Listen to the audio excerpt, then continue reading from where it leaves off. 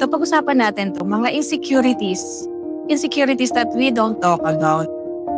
Growing up, ano yung mga insecurities sa sarili mo na usually hindi mo nai-shi-share sa friends mo, sa family mo?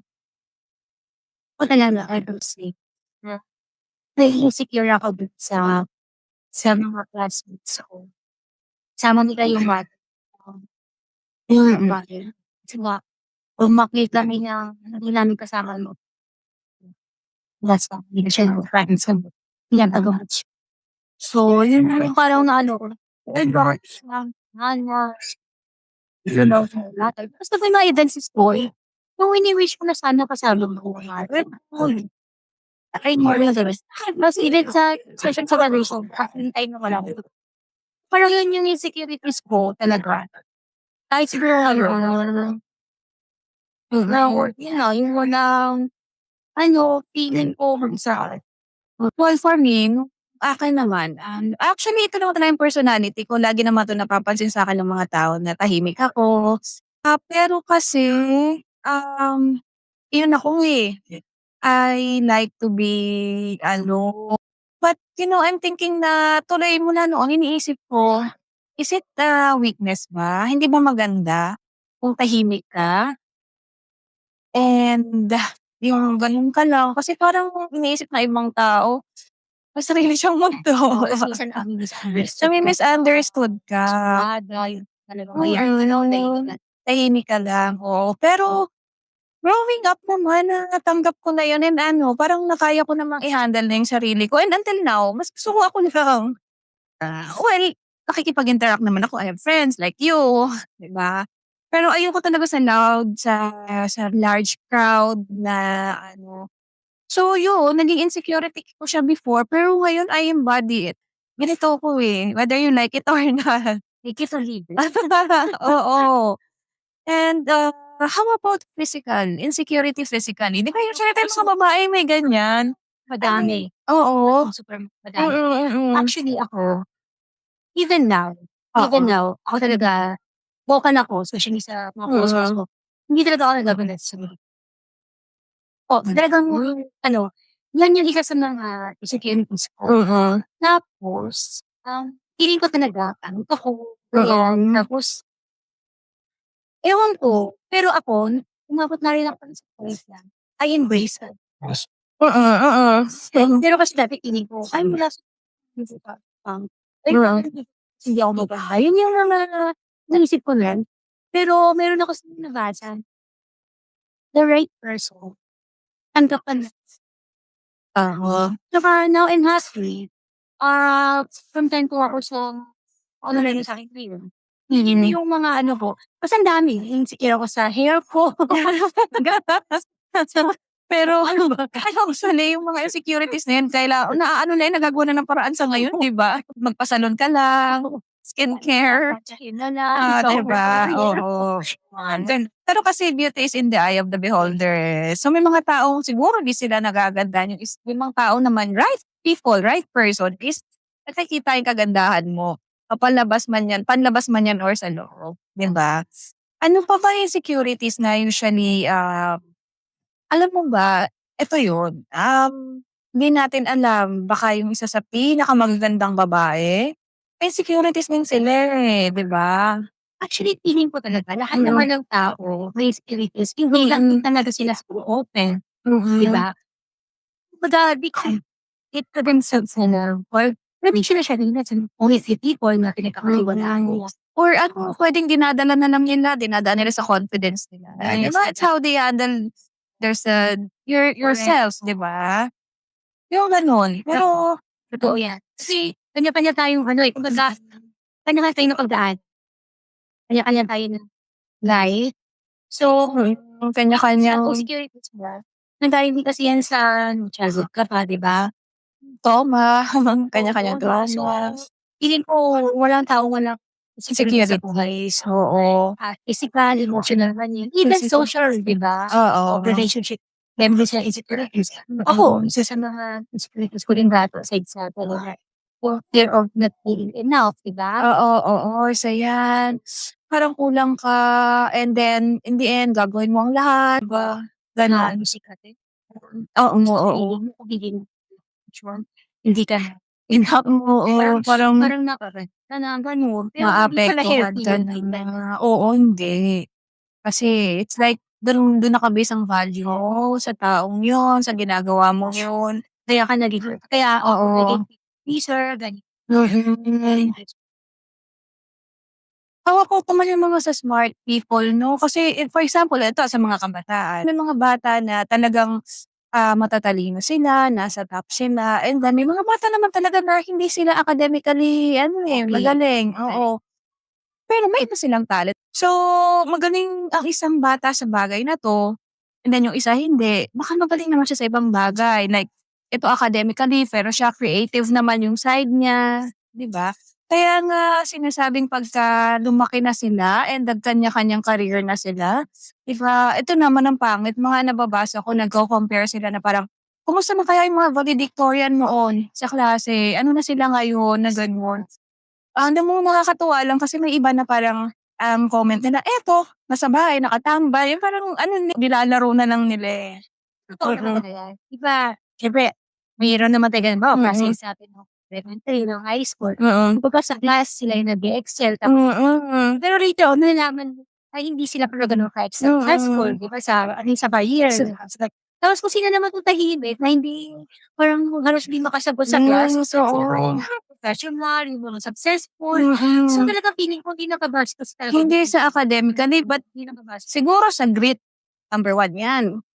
Sa tiyaga nung bata, sa diskarte nung bata pero hindi ko sinasabing hindi niyo na kailangan mag-aral ng mabuti. Kailangan niyo mag-aral ng mabuti.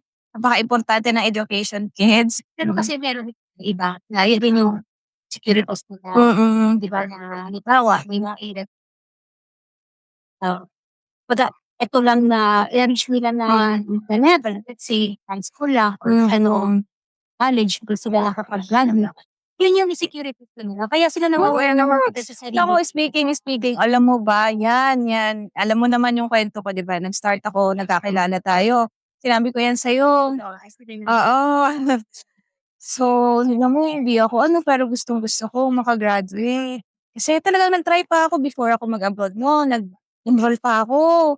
Kahit kahit ano, ilang subjects yan basta sabi ko may matapos pa ako. Kasi gusto ko talaga siyang tapusin and I am very grateful and very happy na natapos ko rin siya sa wakas. And that's yes, super, super. I'm so proud. Sobra oo. And yun, um hindi naman dun sa binabase ko yung value ko, pero kasi iba yung achievement, iba yung may na narating ko yun, eh. Ito yung pangarap ko, eh, yun yung goal ko, yung sa mga goal ko.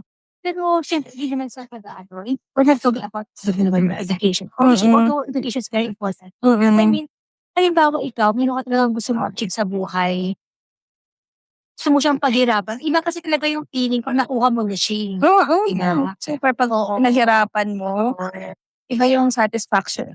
Yes, yeah, that's Oo, parang feeling mo nga, feeling fulfilled. fulfilled ka. And another, insecurities ba na hindi natin napag-uusapan, for me, physically, minsan na lang hindi din ako lumaki. Hindi ako tumaba. Oo. Parang mo rin naalala ko na Oo. actually talaga, I was in my let's say mid-20s to 30s. Grabe yung securities ko. Na parang sabi ko, "Ano ba yun, walang sapas." Ay, ayun. Ay, okay, oo. Yun yung parang Well, actually not you, may mga ibang babae rin na parang ganyan. yun yung tapos hindi kita at the age of 30, kapag ano na ako, mapag-asawa na ako. Tumigdas ko na siya, tingnan mo 45 ang gap. Hindi kasi nagigis ko na siya, hindi na ako insecure actually. Tanggapin natin kasi may mga babaeng dun ang ano nila, eh, path nila. Parang nung mga ganong age siya, pero pagpunta ko silang 30, Na-pressure ka ba? Na-depress ka ba nung mga time na alam mo ba yun? na-experience ko yan, grabe. Yung time na yun, kasi nag-work pa ako. Sunod-sunod yung mga friends ko, inis-work. Tapos ako nung time na yun, hindi ako sure kakasayaw ako. Tapos ito nga, hindi ko na makalimutan. May boyfriend ako. Tapos, Oo. pero parang malabo, parang hindi yun yung gusto na mangyari. Parang gusto niya makasaya. Alam mo ba, pero yun eh. One time, napa-okay na lang ako sa site. Parang hindi ko alam, parang sabi ko, parang di yata ako nakakasal. Kasi parang yun yung kasi nakikita mo sa paligid, di ba? Oo. Uy, ganito ko sa friend mo. Uy, kinasal sa friend mo, kinasal. Ayun na yung Oo, ano yung circle of eh. friends mo kinasal na. Tapos ikaw, even single relationship wala, even serious relationship wala. Although imperfect, kung ano time mo. Pero hindi naman sigurado. Sinasabi naman niya sa akin, desert na, ay wala ka sa ano ko, asawa. So parang doon ako ay hindi rin pala ako ikakasal. O ayun. So ayun. Ganun yung dati yung Then, insecurities ko. oo. Pero ngayon okay na. Hindi ko na siya insecurities. Yung mga insecurities ko, na-settle pa rin sa sarili ko. Wala na akong, siguro yun pa yung part na hindi ko hindi ako maganda. Medyo meron pang quirky dyan. Tsaka yung parang, yun na yun. Isang sa age ko na to ha. Isang weird thing po na sana. Wishful thinking na sana. Buhay for your parents. So, sila nakasat. Grabe. Parang yun yung ano, bubong ko. Actually naman alam mo ba, oo nga, may mga babaeng ganyan ang naging napagdaanan nila, single sila, nagkaroon sila ng doubt sa sarili nila kung ikakasal pa ba sila. Pero isipin mo rin, may mga babaeng nasa marriage na miserable, na sana single sila, na sana single sila. At nilook up nila yung kung anong meron ang mga single na may freedom, di ba? Ang mga babae. Hindi rin talaga balance. Oo. Oo, hindi rin talaga. Kaya, so let's be thankful na lang kung anong meron tayo. No? Be content na lang. Contento na lang tayo. Kasi your season will come naman talaga eh. That person po when is the right time. Diba? Ito pa, ano pa, ang isa pa sa mga insecurities is, yung ito na yun, lifestyle comparison, naranasan ko yan nung high school ako. Kasi doon ko nakita na mahirap pala kami kasi makikita mo sa mga classmates mo. Kasi galing kami ng ano nun, galing kami ng probinsya, lumipat kami ng Maynila na. So, nung nabutan namin sa Maynila, syempre, ang magulang ko, wala pang maayos na work, wala. Nung simula kami, nakitira kami sa kamag-anak. And doon ko nakita yung mga classmates ko, meron sila, tapos ako wala. Minsan hirap sa baon. 'Di ba? Parang bakit sila may ganun, tapos bakit ang ganda ng bahay nila, ang bahay namin ng couch. Alam mo, nahihiya ako noon. Kasi bata ka eh, 'di ba? Iyon. So, isa yun sa mga naging securities ko habang lumalaki. Pero sa'yo, di ba, parang wala. Na Progress. Na kumbaga, na-realize mo, kung time na yun, mahirap ka. Pero masaya naman yung life niyo. na Siguro nandun masaya sila. naman. Nakasama ko Happy siya. sila. Ano naman? Although maraming pagsubok kasi parang hindi normal talaga yung childhood ko. Medyo pero na-hesitate ako lang. Ngayon kasi, lumaki ako sa akin. Kaya, so parang siguro naging ako. Tapos medyo ano pa yung pero I mean ako kasi, kaya ako ganito, iba mindset ko. Hindi ako nangaras. Pero, you know, kaya, kasi nga, na-experience ko yung life. Sabihin ko for the life. Pero, iba din kasi, crush wala ka sa gobyerno or sila, ano. Pero iba pa din. Iba pa rin. Sa akin, At saka own house mo. kasi nga ito na. Kasi pag hindi yung bahay, syempre nakikita ako. Nakikisama ka. Nakikisiya ka. Tapos, ako, mula ako, hindi ako magaling sa mga household. Diba? Kasi nga, syempre, may sa bahay, ganyan. So, ayun. So, parang ako, nag-abroad ako na wala akong alam na gawin. So, kasi ano ko sa sarili ko, parang hindi ako proud. So, kaya naman na ng mundo. Kaya yun, hindi ako ma-wipe material.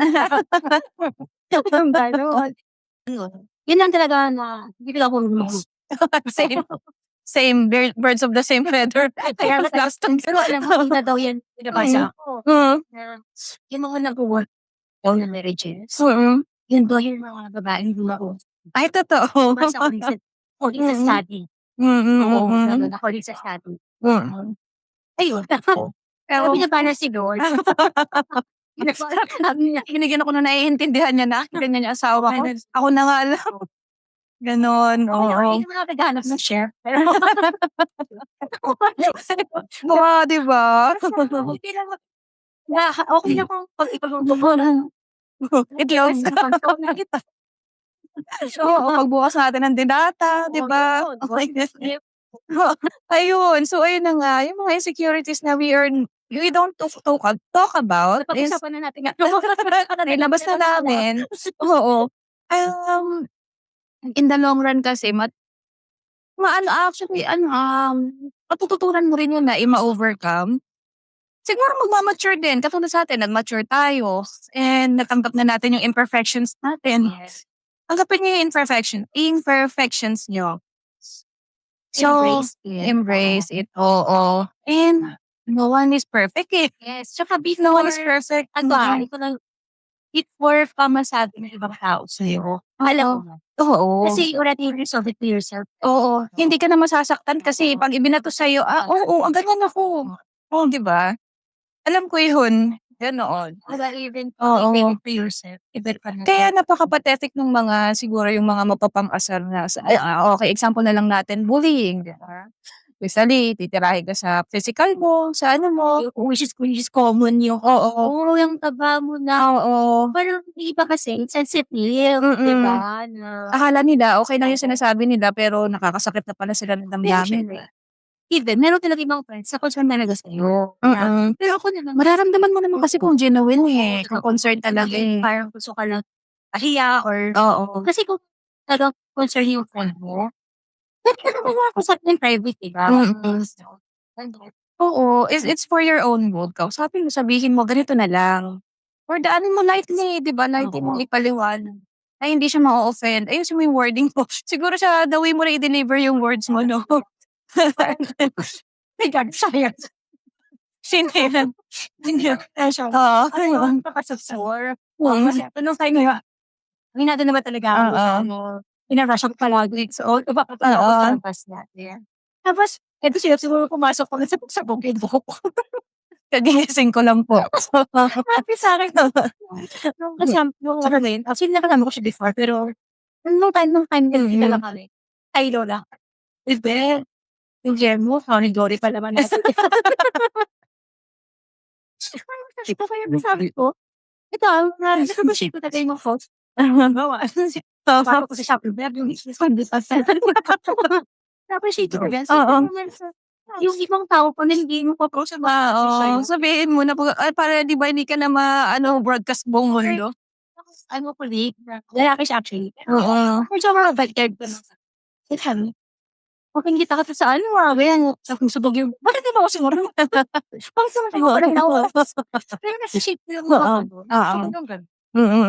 Kasi yung minsan di mo alam yung months. May ano ka na pala, tululaway dito. Sabi ko naman ako lagi akong tulog sa ano.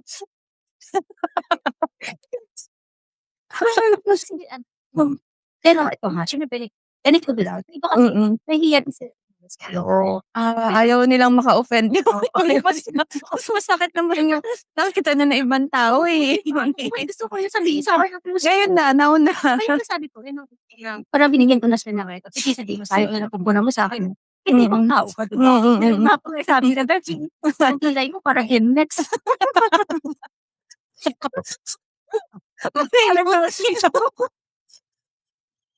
What? Ito, Lord. Nagpamicro ako. Pressure ako. At least, diba? At least, diba? Oo, napaganda pa. Hindi naman tayo sila. Pero may nakadepende kasi sa sabi. Sa tao ang sabi. Pero ako kasi, mati kasi, pag close ko, pag friend ko, hindi ako nasasabi. Kasi I looks for my own good. Pero may ilan kasi parang ito ha. Ito kasi ano tingin pag hindi close. Kasi parang, ayaw ko lang, di ko alam mag-aabi. Tapos parang sa akin, ano eh, parang parang hindi kasama kasi siyang parang, pamungot niya. Oo, hindi mo rin alam kung inaano ka ba niya. Gusto niyang ma-down yung feeling mo, di ba? Ay, ginagawa ko. Na isa naman sa physical ko. Parang one time, parang one time, yung, ano tawag dito, yung heels ko, nakaganon. Bad. Ano ka ba, para ka maglalaba. Ay, nakatali. Ay, naka-slap, oo. Wala ka magkakajowa niya. Tapos, parang, alam mo, kaya hindi ka nakakajowa kasi the way ka manali. Grabe naman. Oo, sinabi niya akong gano'n. Tapos, Ano ba yung the way ka manamit? hindi kasi parang nakita niya ako sa concert. Sorry, concert. Oo. Ano ka dyan, super, ano ka dyan, mag-coach ka dyan, mag-wala. Ano ka lang, ka-stampede. Advance lang ikaw mag-isip, di ba? Ang mga rubber shoes, ako nakaskinig. Oo. Tapos malamig na. Oo. Kailangan naman mag-ano ko dyan, Backless. support. I mean, mag-glass, Oo. mag-pencil ako. Mag-stampede. Ako, kasi pinabagal ko puntahan ko. So yun, parang gano'n, nasaktan ako sa mga gano'n. Pero sa mga friends ko, hindi ako kasi alam ko, kilala ko sila. So parang sabi, walang alisin ko nagsabi sila sa akin na something na gano'n. Hindi ako na ako sa friend ko, pero ng tao, medyo bahit.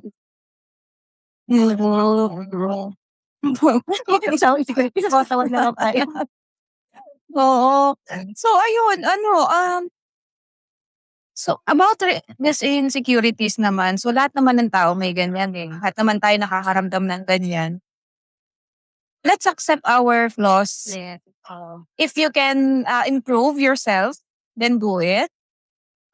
If accept mo na ikaw yan, and hindi ka naman siguro nakakaabala at nakakatapak na ibang tao. Well, kung sabihin nilang mataba ako, ano naman, di ba? Nakakaabala ka ba sa kanila? Di ba? No, sometimes kasi pagiging mataba is health issue na rin eh. May iba kasi siguro may tinitake na gamot, di ba? Which make them Kasi healthy. Wala nila yung nakikita nila. But behind that, hindi behind that, hindi nila alam. Correct. Yung totoong story. Pagkaganito, may issue pala, effect pala sa kanya. Diba? Kaya let's be kinder. Sana nga, kasi sana matapos na yung, sana mas maging na ang mga next generations na bullying is not good. Itigil na nila. Kasi especially sa mga teenagers, it will give an impact to them eh. Kasi yung pala yung start na nagsisik pa sila ng nila eh, selves nila, kung saan sila. Napapansin mo ngayon, Oo. dahil na may social media. Pagkata na pamatang yun. Yes, person. Di naman security sila Sa bullying. Then, yung mga tao na hindi naman ganun ka-gentle, man sensitive. Kaya naman yung mga ganun, tingin nila, ay, ganun talaga ako. That's yung way out nila, yung pala tingin nila, yun yung solution. Just hindi, ma-equal my personally. Hindi, oo. Sana, dahil kahit yung social media, huwag na tayong maging super unreal. Yung bigay ng bad comments, at talagang hindi pinag-isipan, makasabi lang. Kasi wala naman ng tao, itigo mo. Which is, we are all entitled naman ng power of info. Pero, pag-isipan muna natin kung Kung makakaano ba to sa tao, makakatulong. ano na pinagdadaan, ikaw pala yung bulsa magkatuloy. Yun, sobra. Oo. Eh, paano wala na? Ikan mga sana nga abot sa gan. Kasi kahit lang yan eh. Kahit yun nga, words are powerful talaga. Words are powerful. Chicken mo talaga na kahit mo sa buhay, lagay sa tama. Kaya Let's be kind, oo. So, ayun, be authentic na lang. And then tayo din naman, yung mga ibang tao, just, intindihin nyo yung isang sitwasyon, yung isang tao, kung ba't ganyan siya. Diba, empathy, no? Ba't may empathy din? Compassion. Pero yun nga, wala eh, gano'n eh. Hindi mo talaga alam na lahat naman na pinagdadaan. Kumalit lang naman hindi na naman kayo, oy, this podcast. Never, kasi naman yung ikaw sa tao. Just be kind mo na, diba? Yes. Nakatulong ka pa sa kanya, diba? Kasi hindi ka bumagdag sa pinagdadaan. Why not uplift each other na lang? Uplift na lang ang, uplift mo yung ibang tao. Instead of, siguro, punahin mo yung mali sa kanya and i-degrade mo siya, tulungan mo siya kung paano niya maaayos yun. Tsaka kung wala ka rin ng sabing maganda, huwag ka na lang. Oo, yun na nga eh. Kung wala kang magandang sasabihin, wala ka na. Oo. Correct. Tahimik ka na lang. Worth na bibitawan natin. Naing ka na din. Nating ka na lang. Yes, correct. Diba? Ay, akala natin tama tayo, pero Mm. sa recipient, iba ang dating nun eh. Hindi mo alam kung paano na 'to process, yung mga sinasabi. That's it for today. Thank you for listening. I hope may napulot kayo sa discussion namin, sa topic namin ngayon. And click like and subscribe and comment if nakarelate kayo sa topic namin. Or you can also give us suggestion kung ano pa yung mga topics na pwede namin pag-usapan sa susunod. Thank you for watching. Please subscribe. Thank you. Bye.